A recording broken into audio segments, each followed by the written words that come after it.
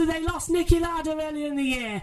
Rain and confusion put a dampener on the Japanese Grand Prix weekend. It delayed the Sunday running, but we got qualifying and the racing in the end.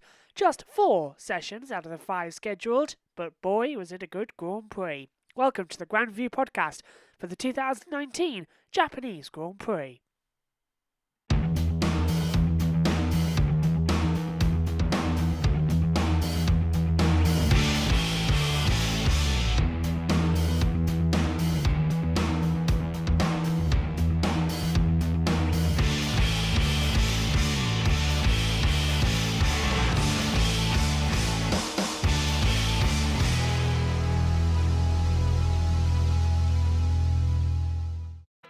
2 weeks ago, we were in Russia. Now we are halfway across the world. It's round 17, the Japanese Grand Prix at the Suzuka International Circuit. A wonderful circuit steeped in Formula One history, and it forms as part of this year's 2019 calendar with only 5 races left. Round 17 takes part here in Japan, and then at the end of October, we're in Mexico City. The 30th of October now has a new little date, not a race, but an event, F1 in Hollywood. Then, of course, we resume on the 1st and 3rd of November with the United States Grand Prix, the Brazilian Grand Prix in mid-November on the 15th to the 17th, and then we end it all on the 29th to the 1st of December in Abu Dhabi, the United Arab Emirates. In the Drivers' Championship, Lewis Hamilton has a 74-point lead over Valtteri Bottas. Charles Leclerc in 3rd place is in a battle with Max Verstappen and his teammate Sebastian Vettel. And then the battle for 6th is shaping up. Pierre Gasly is now only 3 points ahead of Carlos Sainz, and then Alexander Albon is closing in on that battle. But the battle for 9th and 10th is close. We've got 2 drivers level. Danny Ricciardo on 34 points, the same as his teammate Nico Hülkenberg. Lando Norris in 9th, just a point ahead. Then we've got Kvyat and Perez all level in 12th and 13th and 33. Raikkonen on 30 points as well. Magnussen closing in, but we've got Norris, Ricciardo, Hülkenberg, Kvyat and Perez and Raikkonen in a hunt for that 9th place. Lance Stroll on 19 points and 16th. Romain Grosjean only with 8. Antonio Giovinazzi worse off and only on 4 points. Then we get Robert Kubica on 1 and George Russell on 0. Mercedes have a chance to clinch the Constructors' Championship this weekend.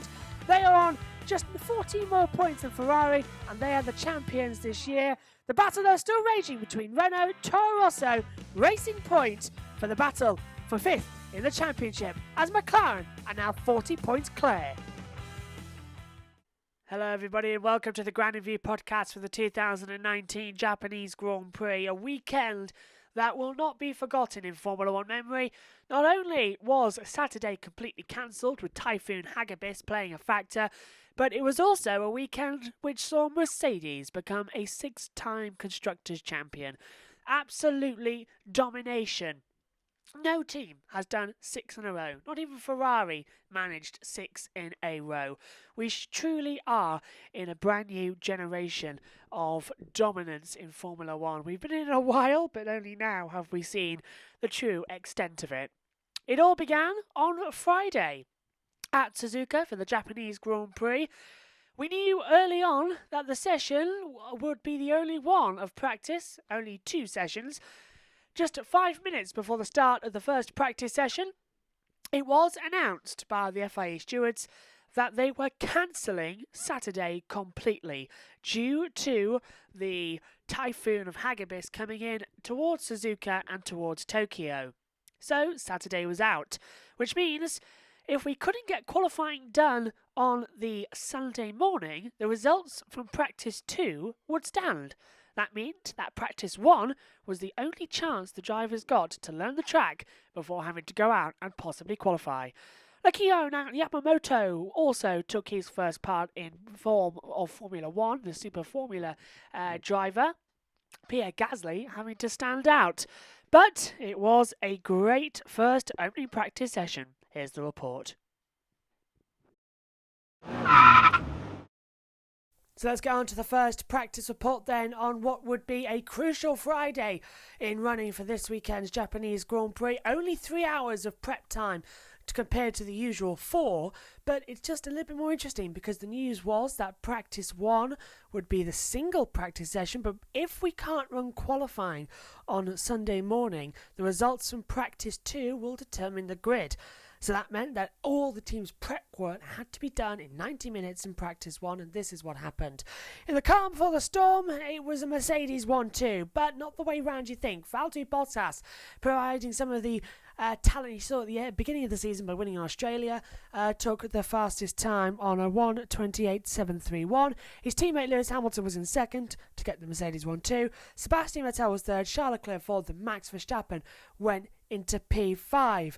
The teams emerged as soon as the green light was given, and the Mercedes pair set the early pace. They went on the medium tyres, but Ferrari of Sebastian Vettel took the lead early on with the soft compound tyre. But their place at the top was short-lived. Soft tyres for Mercedes, 25 minutes left, and they went top with Hamilton, then Bottas topping the timesheets on back-to-back runs, trying to give each other a tow, ready for what was going to happen in practice 2 if it's a qualifying session. Bottas at the fastest time, as I said. Hamilton closely followed, underlining the team's dominance of this circuit. They've won here every year in the hybrid era, by the way, so just like in Russia 2 weeks ago, this is a circuit where Ferrari have got to beat them. Mercedes could wrap up the Constructors' Championship this weekend. They need to outscore Ferrari by 14 points, and they are the Constructors' Champions for 2019. Grid penalties left them starting at the back in Russia, but Red Bull was strong. Verstappen and Albon were really fast in the session as well, and they've got more to give, just sandbagging a little bit in the morning to get ready in the afternoon, because they can turn their engines up to maximum in the afternoon for this Japanese Grand Prix. Of course, they've got Honda engines. Honda sponsor the Suzuka circuits, the Japanese Grand Prix. They have got a big advantage to get a 1-2 on the grid later on, because they can turn their engines up to maximum, whereas everyone else can't because their older engines. Carlos Sainz finished 7th, but he was compromised as soon as he left the pit lane. The car cut out with a power unit issue, but they were able to get it back. He finished ahead of Sergio Perez. Top 10 was Lance Stroll, and Lando Norris wrapped up as well. 2 seconds separated the top 10 of the field. Kimi Raikkonen was just outside as well for Alfa Romeo. He was 12th. Antonio Giovinazzi was not far back as well. He stopped early on with a hydraulic issue on the grid. Renault not very happy at all with their day. Hulkenberg 13th, Ricciardo 14th. New front wing here, but it's not looking like they're going to do anything. But Nakao Yamamoto drew the crowd on Friday. The Super Formula and Super GT driver, the world champion in these formulas, got his seat in Toro Rosso. But Christian Horner saying that he don't think he's Formula 1 material, but he did a stellar job in the opening practice session and became the first Japanese driver since 2014, Kamui Kobayashi. But it was a strong session. Danny Kvyat was in 16th as well, so he was still ahead of the rest. Let's take a look at the times then for free practice 1.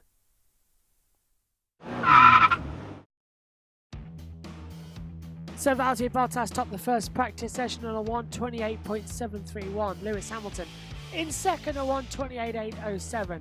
Sebastian Vettel third on a 1:29.720. Charles Leclerc in fourth place on 1:29.912. Max Verstappen in the top 5 on a 1:30.046. Alexander Albon P6 on a 1:30.375. Carlos Sainz is 7th on a 1:30.702. Sergio Perez 8th on a 1:38.10. Lance Stroll 9th on 1:39.59. And Lando Norris rounding out the top 10 on a 1:31.001. Romain Grosjean is 11th on a 1:31.283. Then we get Kimi Raikkonen in 12th on a 1:31.307. Nico Hulkenberg is 13th on a 1:31.426. Ricciardo 14th on a 1:31.563. Kevin Magnussen 15th on a 1:31.785. Then we get Nakao Yamamoto 17th on his debut for Toro Rosso, 1:32.018. 17th. We get 18th for George Russell on a 1:32.8. 19th for Robert Kubica on 1:33.484. And Antonio Giovinazzi only completing 4 laps with a failure. He's in 20th at 1:36.887. With Typhoon Hagibis on the way, it meant that all the action had to take place on Friday for the second practice session. Now, it was announced by the stewards that if we couldn't get qualifying done on Sunday morning, that free practice 2 times would set the grid, which means we saw the teams have to get ready for not only the race runs, but also do qualifying runs for the grid. It was certainly a hectic FP2. Here's the report. Friday practice 2 nearly became the first practice session to be classed as a qualifying session, and nearly the first Friday qualifying since the late 1990s, when it was Friday and Saturday qualifying that would determine the grid. The last time that was used was 1995 at the Australian Grand Prix in Adelaide. So we nearly could have that, because we still don't know if qualifying can run on Sunday. But if it is, this could be the grid, and this could be the session that determines qualifying. Valtteri Bottas could start on pole position, so at the moment, it's provisional pole position for him. He topped free practice 2, a 1:27.785, a full second quicker than what he managed in the morning. But it was Lewis Hamilton once again second, Verstappen third. He just pipped the 2 Ferraris, with Leclerc fourth and Vettel down in 5th place as well. A poor showing from him today. FP2 not only the final practice session ahead of the weekend, but the potential decider for the starting grid as well. So everyone was out there early on to make sure that we had a good running.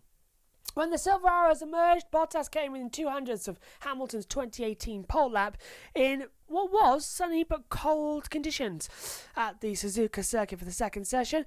In third, nearly 3/10 back, Red Bull's Verstappen was just ahead of the 2 Ferraris, literally by about 300ths of a second, so he was really close. Alexander Albon, 3/10 slower in the Red Bull as well, 6/10 off the pace on his first visit to Suzuka. But it was an interesting one as well. Top 10 ran out by Pierre Gasly in his only session of running before qualifying. How bad is that? They put Yamamoto in this morning, but now Gasly only has 90 minutes to get ready for qualifying, which is going to be on Sunday morning with a cancelled third practice session. So not an ideal situation for him whatsoever. It was interesting though for Valtteri Bottas coming out of the Castillo triangle into the last corner. He spun on the curb and wrecked his tyres, but he didn't bother him. He went in, got a new set, went out and put the fastest time in as well. So the final track action for the weekend of practice, with third practice cancelled, now sees that qualifying takes place on Sunday morning for the first time since Austin in 2015, and for the first time here in Suzuka since 2010. It's interesting though that if we can't get it running, Valtteri Bottas could have taken pole position in what proves to be a very crucial second practice session. Let's take a look at the times.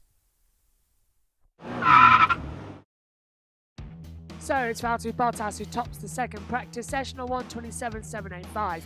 Lewis Hamilton is in P2 at 1:27.885, the gap exactly a tenth of a second. Then we get Max Verstappen in third place on a 1:28.066. Charles Leclerc is fourth at 1:28.141. Sebastian Vettel fifth at 1:28.376. Alexander Albon in P6 at 1:28.402. Carlos Sainz is 7th on a 1:29.051. Sergio Perez 8th at 1:29.299. Then we get Pierre Gasly 9th at 1:29.354. And Lando Norris once again rounding out the top 10 at 1:29.358. Kimi Raikkonen is 11th at 1:29.477. Then we get Danny Kvyat in 12th on a 1:29.512. Romain Grosjean 13th at 1:29.553. Lance Stroll 14th on a 1:29.597. Antonio Giovinazzi 15th on a 1:29.651. Kevin Magnussen 16th at 1:29.749. Daniel Ricciardo 17th on a 1:29.859. Nico Hülkenberg 18th at 1:30.334. Robert Kubica 19th at a 1:13.916. George Russell rounding out the grid in 20th at 1:31.071. So that was it, the only practice that the drivers got before having to go straight out for qualifying on Sunday morning. But on Saturday, Typhoon Hagibis hit the circuit and caused a complete standstill, not only to the programme order of Formula One, but to the entirety of Japan as well. It went on and hit Tokyo. We understand there have been loss of lives as well, and we send our deepest regrets to their friends and family. It is a horrible situation that we were all placed in over the weekend as well over in Japan, or even watching it back in our UK studio, we felt the pain as well, just watching the typhoon. So all our sympathies do go out to everybody who has been affected by Typhoon Hagibis. Formula One, though, had an unusual day off, and some of the drivers took refuge in their hotel rooms, but the drivers and the engineers were in two separate hotels, which meant that it was a complete day off for every Formula One driver. We have had this before, though. Back in 2004 here at Suzuka, another typhoon was hitting the circuit. That cancelled the Saturday running, and all the drivers had to come back on Sunday to qualify. The last time this happened with qualifying not taking part at all on a Saturday in Japan was back in 2010. Lee Mackenzie having her first F1 presenting weekend in those days on the BBC. She had to fill 2.5 hours, and she did remarkable. But if you listen to the Channel 4 F1 podcast on the marbles, you'll see more of what she said about that day. The last practice we had, then of course we had the 2013 Australian Grand Prix. That qualifying, well, we did Q1, didn't we? Then it rained, so we had to halt it, and then it all happened. Q2 and Q3 happened on Sunday morning at 10 a.m.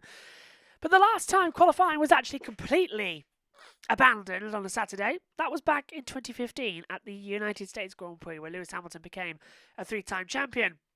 The rain affected practice 2, practice 3 got underway, but it was having to be, as my head church bells behind me when we were recording this, it did have to be, unfortunately, that we had to qualify on the Sunday, and we only got 2 sessions in before qualifying 3 was completely abandoned by the stewards on unsafe grounds. So, as I'm sure you can hear the church bells behind me again, so then the big answer was, how are the drivers going to deal with Sunday morning qualifying if it happened? Well, good news is we came into the circuit, it was clear, blue skies, and the track began to dry out. So qualifying got underway. Here's the report.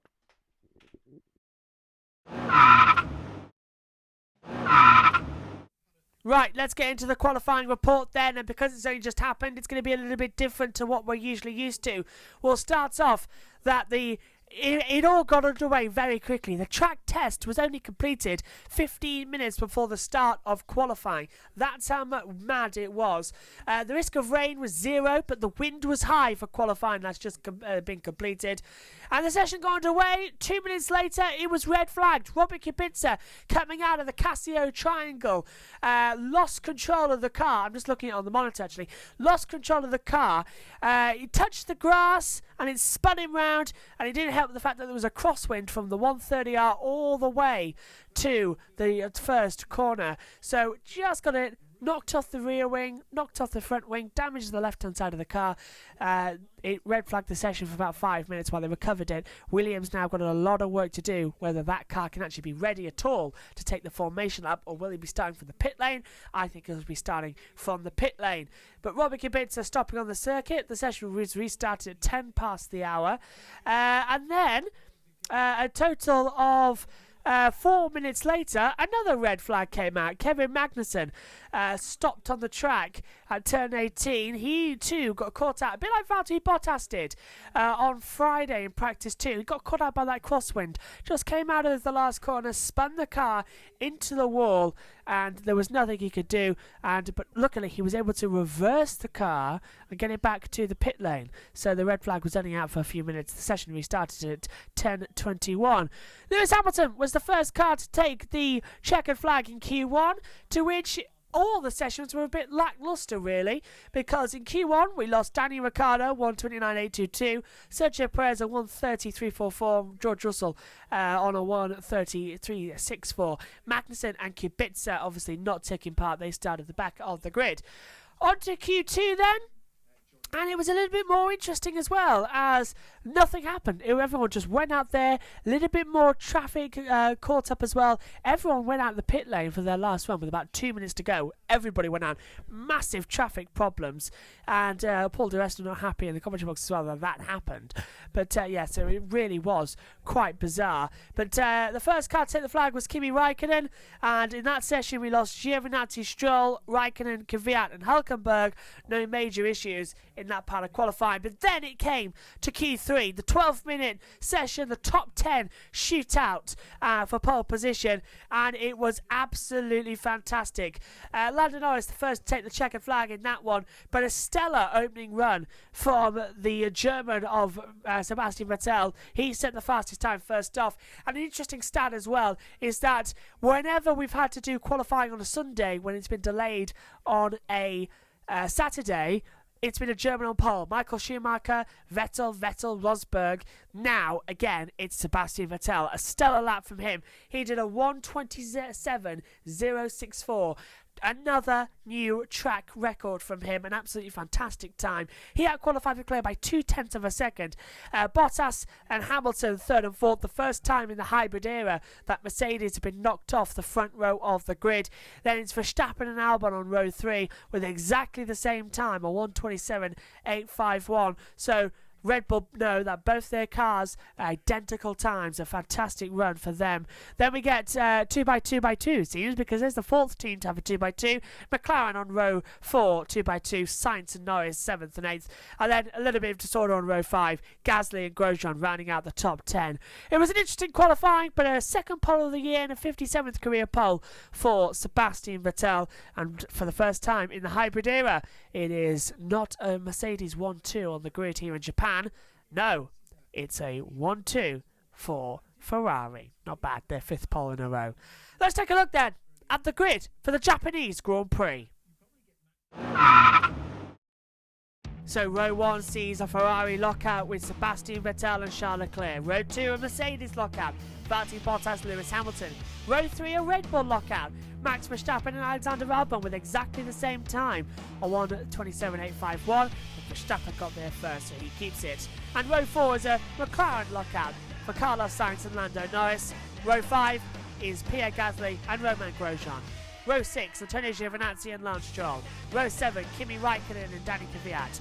Row 8, Nico Hülkenberg and Danny Ricciardo. A bad day for Renault. Row 9, Sergio Perez and George Russell. And row 10 is Kevin Magnussen and Robert Kubica, with Kubica looking to possibly start from the pit lane. We called it Super Sunday for the Japanese Grand Prix as well. A pretty long session actually. Took an hour and 30 to complete with the red flag situations that we kept having, but it did lead to something interesting. A Super Sunday of Formula 1 action. And because it was a night race, where we are in our UK studio, we couldn't use our usual setup of race control. So, joining me in the commentary box with Megan away, actually alongside me in the commentary box for the first time this year, not just at race control, my dad, Ian Birch, actually came into the commentary box and sat alongside me. So, for the first time, enjoy commentary of the 2019 Japanese Grand Prix at Suzuka came from myself, Joshua Birch, and Ian Birch. The Japanese Grand Prix, Race 17, Lap 1. The grid forming up then for the 2019 Japanese Grand Prix. Ferrari on pole with a 1-2. Mercedes have won here every year in the hybrid era. What is going to happen today? The marshal waving the green flag. Ferrari, Mercedes, Red Bull in the land of the rising sun. We have 5 red lights. Action in Suzuka. Great start from Valtteri Bottas. Vettel left lagging. The Mercedes leapfrog the Ferraris, and Valtteri Bottas takes the lead into turn 1. Great start from Max Verstappen. Right round the outside. Hamilton sandbag, and off goes Verstappen. Make contact with Charles Leclerc, and you said there'll be contact, Dad. And off goes Verstappen. Side by side, Perez and Giovinazzi, and Leclerc with a broken front wing. And it's Bottas leading. Ferrari and Red Bull Harry Carey at turn 1. I think that what you saw there was the fact that the evenly matched between the Mercedes and the Ferrari off the start. It's a tight turn 1, and there was just not enough room. And Max had made such a good start. He'd got in front of the Ferrari. He was challenging Lewis, and then all of a sudden, Leclerc just, it's Leclerc's fault. Lap 2. Charles should realise that the vibration on the left-hand side of the car. It's gone! Box this lap box. It's carbon. And it's gone, and it's spread all across the track at the 130R. That might cause a safety car because it's in a dangerous part. You saw Carlos Sainz and Lewis Hamilton have to weave out the way, but is that going to be? I'm not seeing anything on race control. It's under investigation, by the way.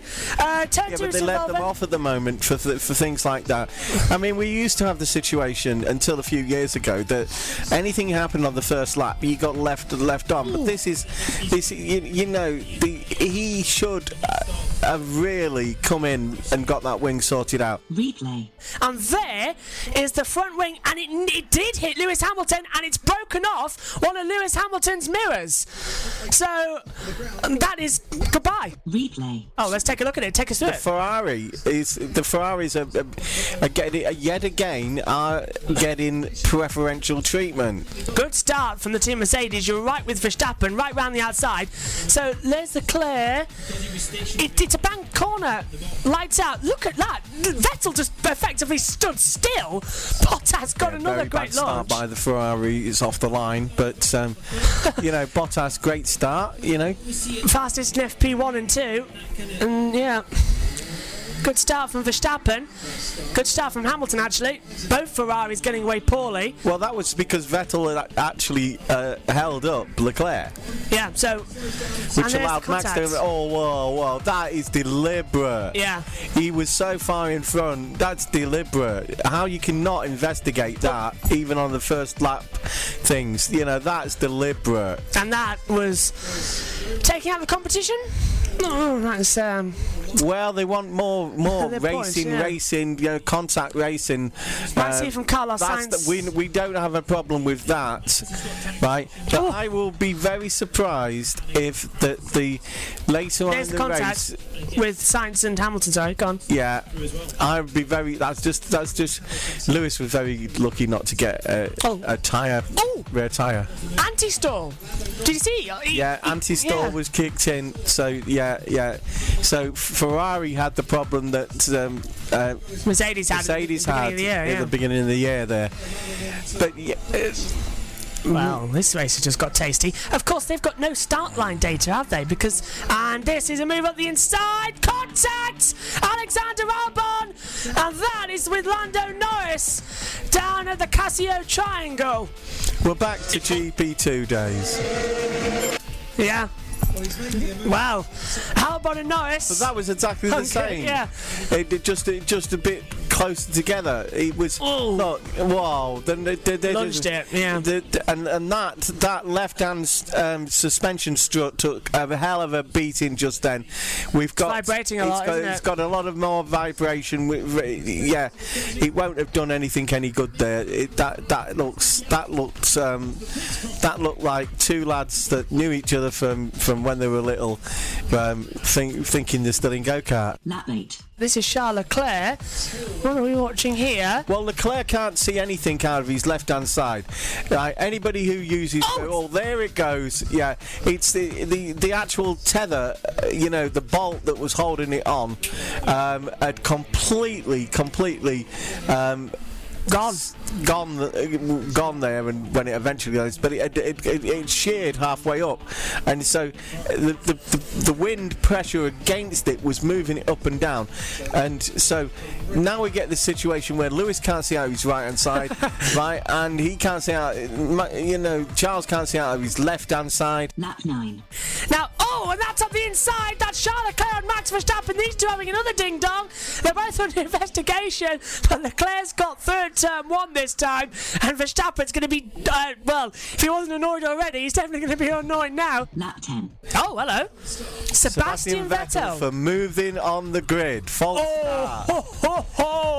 We had this with Raikkonen. That is a slam dunk. It's a slam dunk. They don't think so. Bye bye, Vets. Lap 12. Leclerc almost went to hyperspace. space there. He nearly ran right into the back of Danny Kvyat. He outbraked himself. He's going to try to the inside of Spoon. Vettel tried this last year. Didn't end well. Hold your breath. Count to 10. Open your eyes again. Leclerc's through into 15th place. Past Danny Kvyat, but that was a close one. He's got Kimi Raikkonen just in front of him now. Raikkonen, I understand, has got a little issue with the car. They're having to save a little bit of fuel. But I'm looking, and total overtakes 11 at the moment. So that's all by Leclerc. Lap 14. Race control have a decision. Control. Oh, no further action on that incident with Vettel at the start. Well, hang on, that was an interesting decision. What is the F in FIA stand for? Ferrari. And this is going to be a move of the 130R. This is going to be Ricky. Whoa! How can you no further action when he moved on the pit, on the grid? You know, no further action. Yeah, it's a joke. But Charlotte, right, it's do you know in MotoGP they have a camera on you all at the the time, start. yeah. Every single rider has a camera, and you know, as Carl found out in Argentina, right? If you move the slightest distance, Formula One have not done themselves any favours. The guy clearly moved. That's why his anti-stall kicked in, right? You know, they're saying, oh, because his anti-stall kicked in. well, there's our stewards. There's, of course, Tom Christensen. And he is, of course, a 14-time Le Mans winner. So I do trust what he says. Right, here's the start. Lights on. Lights. That's a slam. No, that's a jump start. That's a jump start in anybody's business. Absolutely jump start. Look. Even from Hamilton's point of view, that's why he went into anti-stall, because he quickly let it go. He just released. Why don't we just have no rules? You know, why don't we just have no rules? If Leclerc's got past Magnussen. If they don't, right, if the rules don't apply to Ferrari, then why do we have rules? Lap 15. Oh, you're right, Dad. Out goes Verstappen. There we go. Verstappen as predicted. David was saying about the fact that Crofty is he loves to see the technicalities in the overtakes, right? He could see a mile off what was going to happen, and you know, it was well done. Yeah, Leclerc has got a better car, yeah, but you still have to do the technicalities absolutely right, otherwise what happened on lap 1 happens again. Lap 27. He's going to the inside. Kvyat can't defend. Hulkenberg's got the DRS. Sergio Perez with DRS as well. Going to try the inside line as well into turn 1. Hulkenberg goes through. Perez goes through. And Kvyat drops down into 11th place. Great bit of driving there from both of them. Lap 51. 3 laps to go. Bottas leads the way. Down we've got Kvyat right in the way. Hamilton's been held up. He's got a much better exit out of the triangle into the last corner. He's going to have the DRS. Hamilton's going to have to go for the move now as well. Down the start, finish straight. He's going to pull out to the left-hand side. Vettel knows he's there with the DRS. Gets past the Toro Rosso. Hamilton tries around the outside. He's still going to hold it. That would have been a mega overtake worthy of Spa 98 if he could have done that. But he couldn't get the move done. But he can lead him up. Vettel worried, though. He's got Vettel worried too. Harvesting mode. He needs the energy. And there it is again. Look, Hamilton is not on the regen panel. No, Vettel is. So he's got less battery energy with 2 to go. 3 laps to go? Yeah, including this one. Lap 53. It's the last lap of the Japanese Grand Prix. Mercedes on course to win the 6th Constructors title. He's got the DRS. He's going to have him. Surely now, because look, there's Ricciardo. Hamilton in the DRS. Vettel hasn't got the DRS. It might be a last corner lunge, you know. I've got a feeling last corner. Oh, turn 2? No. Thought he was going to do a Leclerc.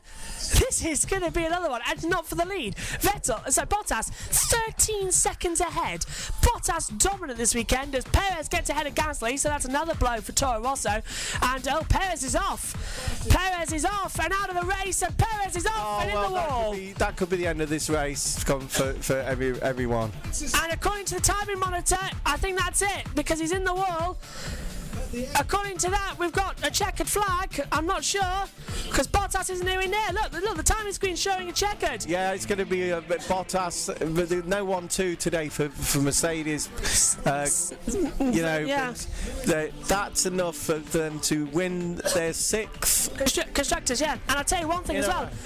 There's no safety car.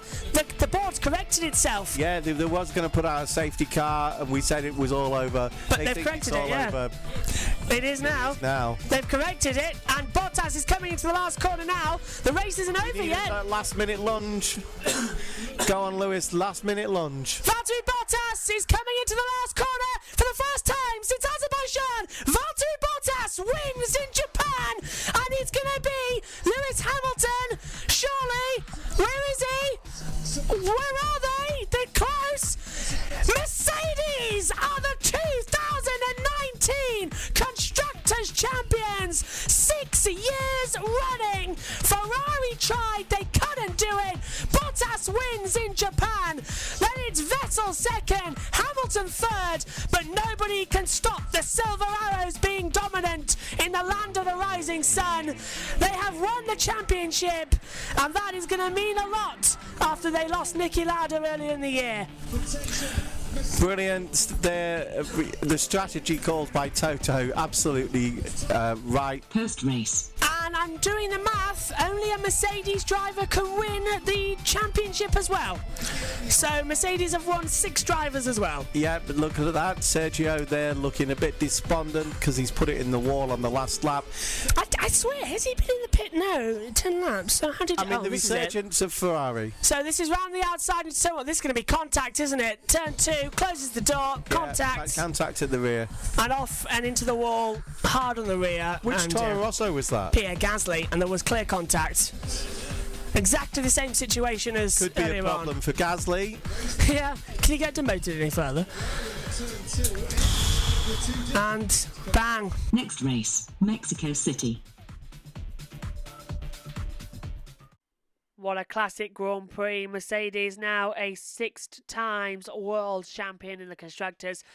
Lewis Hamilton got the fastest lap of the day, a 1:39.83. Williams scored the fastest pit stop at 2.27. And the driver of the day went to Valtteri Bottas overall. So, let's get into the results. And most importantly, the driver ratings, which this weekend, it's my honour to do. Valtteri Bottas won the Grand Prix. 25 points for Mercedes. He gets an outstanding 5 points for me. He was quick on Friday practice, quick in qualifying, and quick in the race as well. He did absolutely spectacularly. Sebastian Vettel in second place gets 4 points as well throughout the weekend. A few little errors cost him that 5th point. Lewis Hamilton as well, he gets 5 points as well. He had a strong race, challenging Vettel at the end of it. Alexander Albon, 4 points for him. Great job getting him up into 4th place. This is what he can do without Verstappen there. They matched, actually, Albon and Verstappen in qualifying on the same amount of time, so that was impressive. Carlos Sainz in 5th place. Well, he gets a total of 5 points as well, getting those crucial 10 points in that battle between McLaren, Racing Point, and Renault is crucial. Danny Ricciardo finishes in 6th, but currently under investigation for a protest has been lodged by Racing Point. Saying that Renault are using some sort of driver aid in their braking system, so that could all change. So right now, Danny Ricciardo in 6th, he gets 3 points. Charles Leclerc got that penalty for contact with Max Verstappen that put him out of the race at the start, and a miserable day finishing in P7. Yep, you're right, he gets that penalty to put him behind into P7. The stewards deciding after the investigation, after the race, that he was no-go, and that was all changed. So Leclerc, for me, only gets 2 points. Pierre Gasly, well, he's next up on the list. He's got 6 points in the race, but Gasly gets 3. Perez in 9th gets 2. Hulkenberg gets 2 the same. Lance Stroll gets 2. Kvyat gets 2. Lando Norris gets 3. Kimi Raikkonen in 13th place gets 3. Romain Grosjean 2. Antonio Giovinazzi 2. Kevin Magnussen 2. George Russell 2. Robert Kubica 2. Max Verstappen, stellar weekend. He gets 3, but of course taken out of the race. It wasn't his fault by what happened with Charles Leclerc, and he gets a penalty as well. Leclerc drops him down to 7th place as well. So, that's it for the Japanese Grand Prix. A bit of a quick one here for the podcast, but it's been a bit of an interesting one.